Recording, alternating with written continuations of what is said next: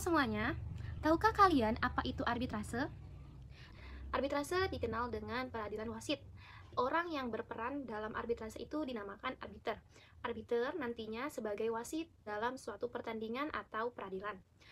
Dalam Undang-Undang Peraturan tentang Arbitrase dan juga Alternatif Penyelesaian Sengketa, arbitrase itu merupakan metode penyelesaian sengketa perdata di luar peradilan umum yang didasarkan atas perjanjian yang telah dilakukan oleh para pihak yang bersengketa. Jadi dapat kita simpulkan bahwa arbitrase itu merupakan salah satu metode penyelesaian sengketa di luar peradilan, yang mana nanti hasil dari putusan ataupun arbitrase tersebut memiliki kekuatan hukum dan juga mengikat para pihak. Arbitrase memiliki beberapa unsur. Yang pertama ada unsur kesepakatan. Para pihak harus bersepakat untuk menyelesaikan sengketanya di luar peradilan, yaitu melalui arbitrase. Yang kedua, yaitu sengketa yang diselesaikan hanyalah di bidang perdagangan atau perniagaan. Dan yang ketiga, putusan ataupun hasil dari arbitrase yaitu mengikat dan juga final. Nah, selain dari unsur-unsur arbitrase, arbitrase juga memiliki beberapa asas. Yang pertama, asas kesepakatan. Asas kesepakatan ini sama seperti unsur dari arbitrase, yang mana para pihak harus bersepakat bahwa sengketa mereka akan diselesaikan melalui arbitrase. Apabila salah satu para pihak tidak sepakat bahwa sengketanya diselesaikan melalui arbitrase, maka proses arbitrase ini tidak bisa dilaksanakan.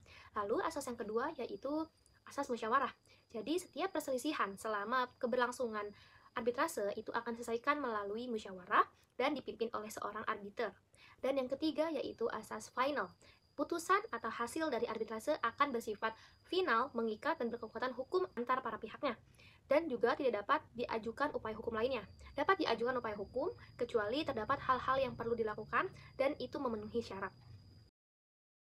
Setelah pembahasan mengenai pengertian, unsur-unsur, dan juga asas-asas arbitrase, dilanjut dengan penjelasan mengenai jenis-jenis arbitrase, di mana jenis-jenis arbitrase ini terdiri dari dua jenis. Yang pertama ada arbitrase ad hoc, dan yang kedua ada arbitrase institusional.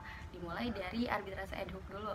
Arbitrase ad hoc ini merupakan proses penyelesaian sengketa melalui arbitrase yang dilakukan secara tidak tetap atau sementara, serta prosesnya tidak dilakukan melalui lembaga arbitrase. Nah, dikarenakan prosesnya tidak dilakukan melalui lembaga arbitrase, maka arbitrase ad hoc ini tidak mempunyai prosedur yang jelas dan juga ketat. Berbeda dengan arbitrase ad hoc, arbitrase institusional merupakan arbitrase yang dilakukan melalui lembaga arbitrase yang tetap serta tidak sementara. Dikarenakan dilakukan melalui lembaga arbitrase yang tetap, maka prosedurnya lebih jelas dan ketat dibandingkan dengan arbitrase ad hoc tadi. Nah, di dalam arbitrase institusional terdapat badan-badan arbitrase. Ada badan arbitrase nasional dan juga badan arbitrase internasional. Di mana contoh dari badan arbitrase nasional itu, yang pertama ada Badan Arbitrase Nasional Indonesia. Yang kedua ada Badan Arbitrase Pasar Modal Indonesia. Yang ketiga ada Badan Arbitrase Syariah Nasional. Dan yang keempat ada Badan Arbitrase dan Mediasi Hak Kekayaan Intelektual. Contoh dari Badan Arbitrase Internasional, yang pertama ada International Center for Dispute Resolution, di mana basis badan ini terdapat di New York, Amerika Serikat. Yang kedua ada Hong Kong International Arbitration Center, di mana basis lembaga ini ada di Hong Kong. Dan yang ketiga ada Singapore International Arbitration Center, yang tentunya basis dari lembaga arbitrase ini berada di Singapura. Baik, selanjutnya adalah karakteristik arbitrase. Karakteristik arbitrase diawali dengan proses arbitrase sendiri, yang dimana adanya kesepakatan tertulis antara para pihak. Saat ini, proses ini, para pihak melakukan kesepakatan tertulis, setelah itu memilih arbiter yang akan menangani kasus sengketa mereka. Kemudian, karakteristik arbitrase ada 3. Yang pertama, kerahasiaan. Kerahasiaan maksudnya adalah arbitrase dilakukan dengan cara tertutup, sehingga segala informasi yang ada itu tidak diketahui oleh publik. Yang kedua adalah kemandirian prosedur. Maksudnya adalah para pihak memiliki kebebasan dalam prosedur arbitrase. Di antaranya adalah tempat sidang dan hukum yang berlaku. Dan yang terakhir, yang ketiga, karakteristiknya adalah bersifat final. Maksudnya adalah putusan arbitrase tidak dapat diajukan banding, kasasi, maupun peninjauan kembali atau PK. dalam hal ini memberikan keuntungan bagi pelaku usaha yang bersengketa. Kenapa? Karena mereka tidak perlu melakukan proses yang panjang dan tidak mendapatkan putusan yang berkekuatan hukum tetap. Selanjutnya, syarat-syarat arbitrase. Para pihak dapat menyetujui suatu sengketa yang terjadi atau yang akan terjadi akan diselesaikan melalui arbitrase. Jika arbitrase diadakan tanpa kesepakatan kedua belah pihak, maka itu bukan perjanjian arbitrase. Dengan adanya perjanjian arbitrase, maka pengadilan negeri tidak berwenang untuk mengadili perkara tersebut. Dalam hal para pihak memilih penyelesaian sengketa melalui arbitrase, setelah sengketa terjadi persetujuan mengenai hal tersebut, harus dibuat dalam suatu perjanjian tertulis yang ditandatangani kedua belah pihak. Kembali lagi bahwa sebelum melakukan proses arbitrase harus adanya kesepakatan tertulis antara para pihak, baru setelah itu para pihak dapat menentukan arbiter yang akan menangani kasus sengketa mereka. Selanjutnya adalah sumber hukum dan regulasi arbitrase. Pada awalnya, aturan tentang arbitrase di Indonesia diatur dalam Reglement of the Burgerlijk Rechtvordering atau RV. Ketentuan dalam RV ini tetap berlaku setelah Indonesia merdeka, berkat adanya peraturan peralihan dalam Undang-Undang Dasar 1945. Namun, sejak berlakunya Undang-Undang Nomor 30 Tahun 1999 tentang arbitrase dan alternatif penyelesaian sengketa, ketentuan dalam arbitrase dalam RV tersebut tidak lagi diberlakukan.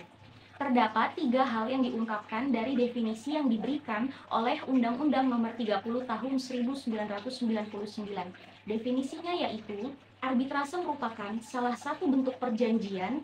Perjanjian arbitrase wajib dibuat secara tertulis. Perjanjian arbitrase merupakan perjanjian untuk menyelesaikan sengketa antara dua pihak yang dilaksanakannya di luar peradilan umum.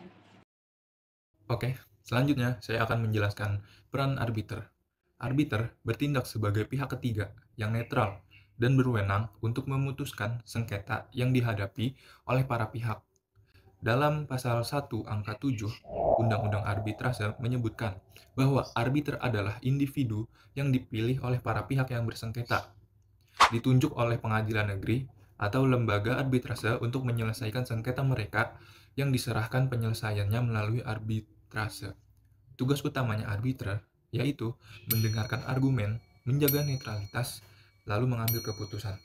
Jadi tidak boleh seorang arbiter itu memihak ke satu arah. Jadi dia harus netral agar permasalahan yang terjadi ini dapat diselesaikan dengan baik. A few moments later. Baik, selanjutnya saya akan membahas tentang kelebihan arbitrase dan kekurangannya.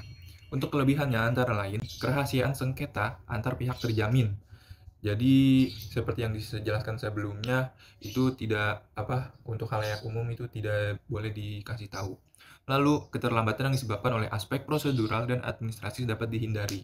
Selanjutnya, para pihak memiliki kebebasan untuk memilih arbiter yang mereka anggap memiliki pengetahuan, pengalaman, dan latar belakang yang memadai terkait isu yang disengketakan. Jadi para pihak boleh nih dia memilih arbiternya sendiri untuk melakukan prosesnya. Selanjutnya itu kekurangannya arbitrase. Kekurangannya yaitu pertama, hanya untuk pihak bona fide. Apa itu? Arbitrase efektif hanya untuk pihak yang bona fide atau jujur dan dapat dipercaya. Pihak yang bona fide untuk mematuhi kesepakatan dan harus melaksanakan putusan arbitrase secara sukarela.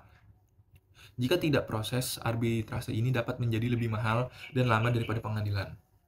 Meskipun terdapat klausul arbitrase, banyak pihak tetap mengajukan sengketa pengadilan yang seharusnya ditolak menurut pasal 11 ayat 2, bahwa pengadilan negeri wajib menolak dan tidak ada campur tangan di dalam suatu penyelesaian sengketa yang telah ditetapkan melalui arbitrase. Lalu, ketergantungan pada arbiter. Keputusan arbitrase ini bergantung pada kemampuan teknis arbiter untuk memutuskan kedua pihak. Jadi tidak mudah bagi arbiter untuk memenuhi harapan semua pihak, dan ketergantungan ini menjadi kelemahan karena putusan arbitrase ini bersifat final dan mengikat dan nggak bisa dibandingin lagi tuh. Lalu tidak ada keterikatan putusan terdahulu.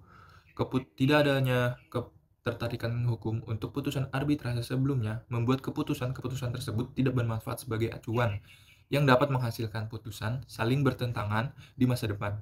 Ini mengurangi kepastian hukum dan bertentangan dengan prinsip similia similibus.